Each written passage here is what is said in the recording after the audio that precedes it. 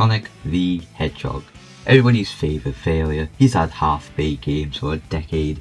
Oh Sonic 4, oh 6, Adventure. Wait, what? People think that Adventure is bad. Oh my god, they actually do. Okay, you can be forgotten about for another, 2 months. Because I have to talk about why Sonic Adventure is a good game. Okay, so before getting into the game, it is important to talk about the history of Sonic Adventure. Well, there's two stories behind Sonic Adventure's development, with some believing that started off as an RPG version of Sonic 3 and Knuckles. But the more interesting development story is that while making Sonic 3, they wanted to make the game 3D itself, but hold off from doing it. But after Sonic 3 and Knuckles was made, they started prototyping what a 3D Sonic game would look like. And this became the cancelled Sonic Mars, which the name Mars's was the 32X's codename. The game ended up being cancelled due to market conditions and limitations of the 32X's hardware. Not long afterwards, this started moulding into another cancelled Sonic title, Sonic Extreme, which was going to be the first true 3D Sonic game, coinciding with Sonic 3D Flicky's Island in Christmas 1996.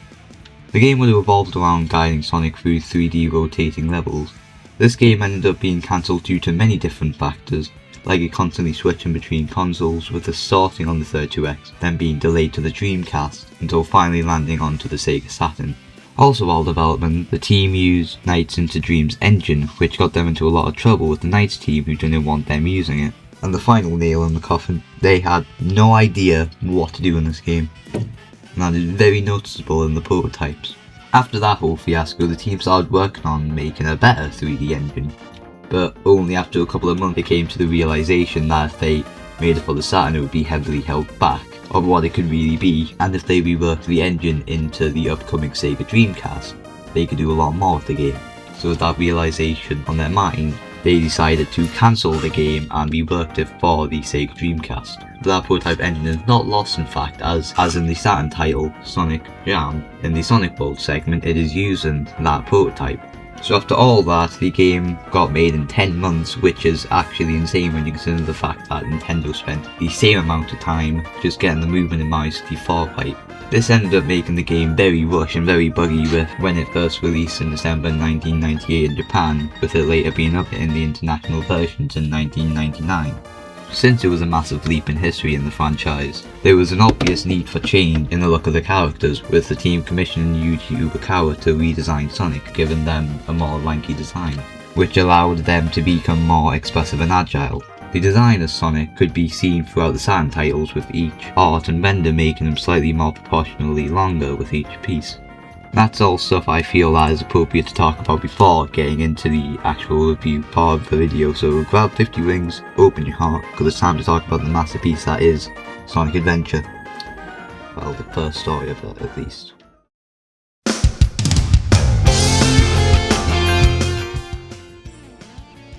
Sonic's story is split up between 10 stages, 8 bosses, and it's all connected through adventure fields, which are hub worlds, which you use to advance the story. The story that is given to us in Sonic's segment starts with him observing the city down below, noticing the police seems to be in distress trying to fight off this unnamed creature. Sonic, sensing a good challenge, jumps down to confront the creature, where the fight commences.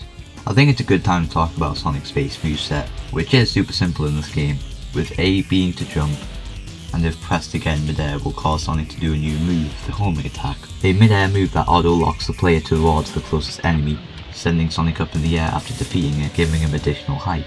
It can also be used to gain instant speed, and the other move being the traditional spin dash, which can be activated using the X or B button. The spin dash is altered from the Mega Drive title since you don't need to be stationary to activate it and can spam it to gain speed quickly. The fight against the foe explains to the player how to use the homing attack. Honestly think that it could have been done better, with maybe it starting off being similar to the final boss fight which you go towards the creature, so it could teach you how to use the spin dash alongside the homing attack. But the segment is still good, I just think that it could have been done better. Once you've taken down the big drip, it runs off through the sewers, with Eggman saying how Sonic's foolish and that chaos will soon be supreme.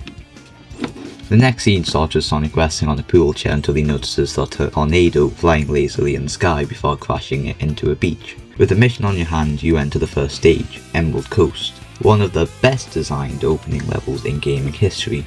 Do you love speed? Do you love aesthetics? If so, then you're in luck, because the stage has it all. First of all, just take a look at the ocean, the way the coast aligned with the beach, the way that everything is composed, it's just perfect. Look at the other platformers from 1998. Yeah, Sega does what Nintendo don't. Emerald Coast takes place on many island coastlines with you using dock in order to get between them. The stage in Sonic Adventure is also different in format to a lot of other 3D platformers, with instead of being small condensed levels with collectibles like in Mario 64, or no corridors like in Crash Bandicoot, with instead Adventure going with a more open linear style, being a mix between both of them.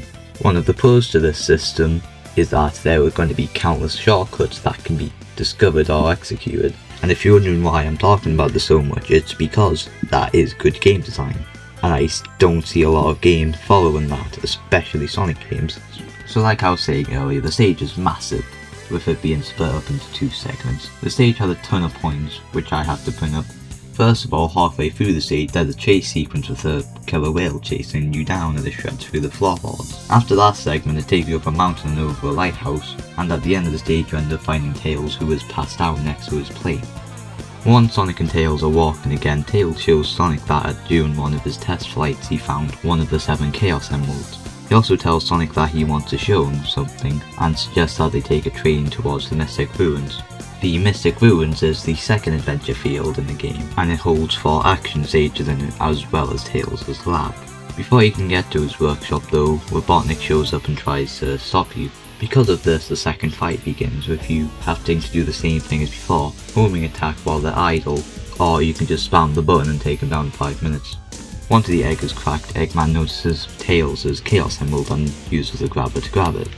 The big creature shows up again with Eggman explaining that that is called Chaos, and of how it's powered by the Chaos Emerald, and once it gets all 7, it will become an indestructible god. And with the threat of facing a god, Sonic and Tails decides to set off in order to get the other 6 Chaos Emeralds before Eggman. First place of business is to grab the crystal that Tails made and place it into a transporter to be taken to the next action stage. Windy Valley is the second action stage, and instead of mostly being a flat stage, it goes for a more platform based design, with massive homing attack chains, and around halfway through the stage massive tornadoes wipe you off the ground as an escape sequence starts. Once out you're flung into a more hallway-like segment, with you running down elongated corridors. Now I've got to say this is both a good and a bad segment. Why good? Because it's better than any boost stages that has ever been made, but also bad because it isn't the boost games. The reason why they work is because in boost games the movement is heavily restricted, so you can go around corner and bend smoothly. But in the movement of adventure it is a lot more looser, which makes it so that you can be going a Mach 10 one moment and the next be at a complete stop just because you decided to move 1 unit to the left. At the end of the stage there's a Chaos Emerald there. Back in Station Square, a new section of it has been opened up, as before it was being investigated by the police because of the night with Chaos you had the night before. Once in that corner of Station Square, you can travel through the sewers to find the first upgrade in the game. The Lightspeed Dash shoes. By holding in your spin dash, you can charge up enough energy to form the Lightspeed Dash, a move that when activating the rings will make Sonic dash into them, allowing them to reach faraway places. There's another upgrade that you can get in the hub world, which is the Lightspeed Ring, where all it does is that it just reduces the time that you have to spend charging up the Lightspeed Dash. With those 2 upgrades in hand, you can make your way back. You can make your way into a backspace of Station Square, and into the next action stage, Casinoopolis. Casinoopolis is this game's casino night, or I don't even know what other casino stages they are in Sonic games. And to beat it you need to gather up 400 plus rings to get the Chaos Emerald that is being held captive. How do you get the rings needed, you ask? Oh well, you can either beat the rings out of these slot machines, or you could use the pinball machines. There's 2 separate cabinets, a Sonic slot machine and a Night card machine. The Sonic machine has a slot machine gimmick, and the Night stream has you pairing up cards in order to get rings. If you continuously mess up, then you will be taken to the sewers and forced to escape. I don't like this stage at all. Don't get me wrong, it's fine, but I don't like that it's different. Since it doesn't feel like you're playing a Sonic game, instead you're playing a pinball tech demo being held together by sticky tape and dreams. Also, if you want to act like a tool, if you deposit over 5,000 rings into the vault, a golden Sonic statue will be placed in the centre of the stage. Once out of the casino, the Doctor rushes you, sending out a gas which paralyzes the duo, giving him enough time to snag the 2 Chaos Emeralds that they had collected. Feeling pressured about the Doctor having half of the emeralds already, the 2 rushes over to the ancient ruins with a crystal that they picked up along the way. When they arrive, a crack in the mountain grows just enough for a part to chip out. What's inside? Well, an extension of the hub world, of course, with a new stage being opened, Ice Cap. Remember when near the start of the video I said that the game started off as a reimagined Sonic & Knuckles RPG? If you do, then you have a nice memory. Good job. Where am I going with this joke? I don't know. Ice Cap is the 4th action stage, and it's the best in the game in my opinion. Speed, got a copious amount. Do I need to talk about the design? The mountains look nice. Nice blue. I like blue. It's blue. My god, I need to talk about this right now. Okay, so the stage starts out on a slope with you being advised to go to the bottom and use these bounce pads. But the way that the stage is made out makes it obvious that you can just jump to a later segment, and that's not it. Halfway through the stage, you reach a mountain peak, and all of a sudden,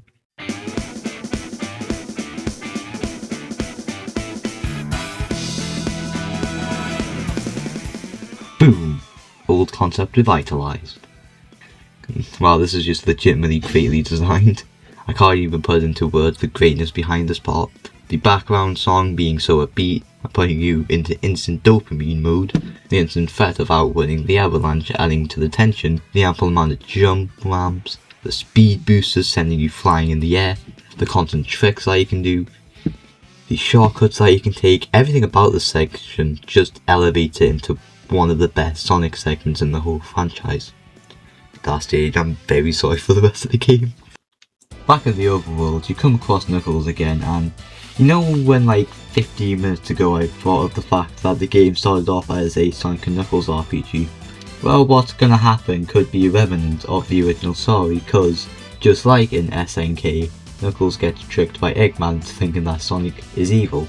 Watch the 2 smash together like toys for a second, and lose the other emerald, as Eggman shows off his greatest invention yet, the Egg Carrier. Realising that they have a plane, Sonic and Tails takes off behind it as we get into the first substage of the game. The first substage is you flying towards the Egg Carrier, shooting down upcoming projectiles. It isn't an offensively bad segment, but considering the fact that every other segment of the game has been so good, it just sticks out. Get Smash Ultimate as you return to Station Square. Follow after aiming into the 5th action stage. Twinkle Park is the 5th action stage of the game, and it is split up into 2 separate sections, with each of them having differentiating gameplay styles, with section 1 being a somewhat kart racer where you drive to the end while trying to stay on track and catch trains, and section 2 of the stage being something else altogether. Yeah, again, I'm going to start complimenting this game a lot. So first of all, you get dropped off into this massive roller coaster that sends you around the entire thing, so you just get a whole view of it. The background track is yet again one of the best in the game. And also, this all happens in the span of like 5 seconds, so it's not like you don't get to play the game for that long. As soon as the start, it's over. Also, this stage is just a massive physics-based playground. Like the amount of heights that you can get, the skips that you can do in this is just absolutely phenomenal. And they peek up the cap just to look at the presentation of it. It is actually groundbreaking, because the N64 and PlayStation could not, first of all, massive in scope while also being this highly detailed. What a great level. I wonder what's next. Oh lord, that's also good. Speed Highway is the 6th action stage in the game, and instead of going for a more open approach like the previous stage, it goes back to being more of a straight shot forward. So how does this differentiate from the other linear levels? Well, it's mostly open, as it doesn't have like massive barriers stopping you from going one place to another. You can get speed, it's in a city. Yeah, there isn't anything that really differentiates this from the other ones. But hold on, there is still a somewhat unique section with it, as at the end of the stage you come across this building, and near the stage's entrance, if you look at the hub world, it shows that same building. Once out of the highway, you start searching for Amy, who got kidnapped at the end of the last stage. And you're under finding her being held captive by a robot that's taken her towards the Mystic Ruins. Once you've caught up to it as Mystic Ruin, Egghead shows up again to retrieve his robot. So thinking on his tail, Sonic decides that he should get Tails to fly him up to the flying aircraft using the tornado. At this point in the game, a new section has been opened up in the Mystic Ruins, which holds the Master Emerald, yet again stemming from SNK. This area is pretty cool, all things considered. Just being able to look around the Master Emerald, which was only really a background object in previous games, and get to go up close to it. And yet again with this game, it's presented really well. Like, there is what I assume to be reflections, and the way it glows, it does look like it's a mystic gem. There's also the last upgrade here, the Lightspeed attack. Charge up the Lightspeed dash attack next to a breakable object and Sonic will dash into it, smashing it into smithereens. Using the newly acquired upgrade, you can get into the next action stage, Red Mountain. Red Mountain is the 7th action stage, and wow, it's just Speed Highway again. But this time, a lot better. For starters, it does keep the high speed sections, and they do it a lot better. And that's not even talking about the second act of when you go inside the volcano and the lava starts rising, because it goes from a pretty chill out stage to, oh god, I need to get out right now. This is a bit personal statement, but like the first time I got there, when I was younger playing the game, I was actually worried out. I had like so much adrenaline and I was like, wow, this is cool. And now that I'm a couple of years older, I'm just looking back and going, wow, that's cool. See the egg carrier again. Meet back up with Tails, who is using an upgraded tornado model, the Tornado 2. Yeah, real creative. The next action scene is another flying segment, but this time instead of getting smash ultimated to like before, instead you land on an aircraft. The only problem? The plane crashed. Yeah, that ain't good. And with that is the final sequence segment of the hub world, the egg carrier. And there isn't much to do here. I mean, you can change the flight formation of it. You can look at Eggman's pool. It looks cool, I guess. Alright, the next boss fight, Frog Chaos. The whole gimmick for this boss fight is that Eggman will throw down badniks at you, and Chaos will try to inhale you with. All this leads to is you hitting the badniks and allowing Chaos to suck them up, which turns it into ice, allowing you to attack it. I've gotta say though, it's the least enjoyable fight in the game. It is the best designed boss on a technical level, with it taking use of both the homing attack alongside the grab, which the latter is severely underused, with both of them showing the player of how you can't just spam the homing attack to win, something that you've been able to do with every other boss fight. And once that's dealt with, the next action stage is opened up. Skydeck, the 8th action stage. It goes for a more restricted open world type, with you being able to do massive jumps, but it still being mostly an obstacle course to a capsule. But that's only the first part. The second part is more open with the ability to roam around the top half of the egg carrier. The closest example that I can think of right now is Sonic Lost World, but specifically the 3DS remake of the game. The second half is also a lot more infuriating due to the fact that the gimmicks don't seem to work as well as the developers wanted them to, such as the weird jets not connecting with the cannons, or the stage tilting, changing the character's move in an unnatural way. Reach the capsule, open it up, and off to the next hub world segment. The next section is a battle with the last newcomer, E103 Gamma. Instead of building up the last fight with taking a couple of mechanics and jamming them together, instead it's just, okay, so Egghead got another emerald, and off we go. Okay, the last extension to a hub world, the last extension to Mystic Ruins, and this is where the game starts to become both better and worse at the same time, if that's even possible. As when you land, you're guided toward an ancient snake-shaped temple. Follow the light to the next stage. The 9th action stage is Lost World, and I both love it and absolutely despise it. Why the mixed feelings? Well, the stage is overambitious, thus leading to moments which I love for what they try to do, but also, god damn, can I please land on the platform? Okay, so there's good ideas in here, such as these lights in order to illuminate the room, or using buttons in order to make the water rise, floating the snake high enough for you to use it to get to another area, and using the long hallway design, but adding a lot more obstacles or making a boulder chase scene. I wonder if they're ever going to reuse that. Open up the capsule, and after walking for a while, Sonic comes across a mural telling a tale of a god of mass destruction, or in other words, chaos being born, as the landscape around it slowly burns to the ground. It quickly cuts back to Sonic, who has just awakened to the sight of Dr. Robotnik flying off. Chase after him to the final stretch of the story. Final leg is the 10th action stage of Sonic's story, and it takes both the stakes and the difficulty to the max, with the bullshit segments. Try to land on the platform? Nope. Fall right through. Okay, that's okay. It's Sonic Adventure for the Sega Dreamcast. So there's a load of qualities in the stage, such as having the only functioning high speed segment, the pure scale of the map being the same scale as Red Mountain but way more populated, though this stage does seem to be a bit on the longer side with it being around 2 to 5 minutes, compared to other stages where I beat them in like 3. And that's all without dying as well. The final segment of the stage has you platforming over plasma pits, and it ends with you lightspeed dashing over to the final showdown with Doc. Once landing there, you take Rocket up to a set of floating platforms while avoiding Eggman, who is flying back and forth in the Egg Dragoon, sending lasers towards the blue blur, eventually starting to break the platforms apart, making so that your footing is way smaller, thus making the boss fight more intense. After a couple of cycles of this, the platform is just down to one last sliver as you hit the final blow, taking down the machine, which tries to halt your progress one last time as the screen fades out to show a scene of Sonic and Tails running through the main part of Mystic Ruins as the credits starts playing. And so that's it. That's Sonic Adventure.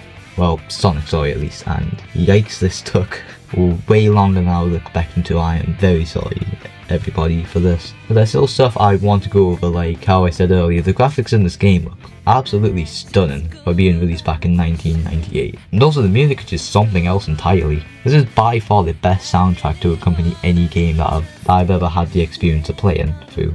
So with all that being said, this is probably one of the only games I'd give a perfect 10 out of 10 rating for, though the critical score for this game is going to be around 7 to 8 out of 10. In fact, probably, no, it would be like 7 out of 10 now, due to the fact that they are glitches and weird controls that can mess up the player, which can make the game feel unfair at times. But, you know what, I've kept you all waiting for too long. I need to finish this video now. It's been like a month. And with all that being said and done, this was Critical Input, and this was my Sonic Adventure Sonic Story review. Thank you all for watching, and I will see you later. Christ, this script is like 14 minutes long. This is going to be awkward.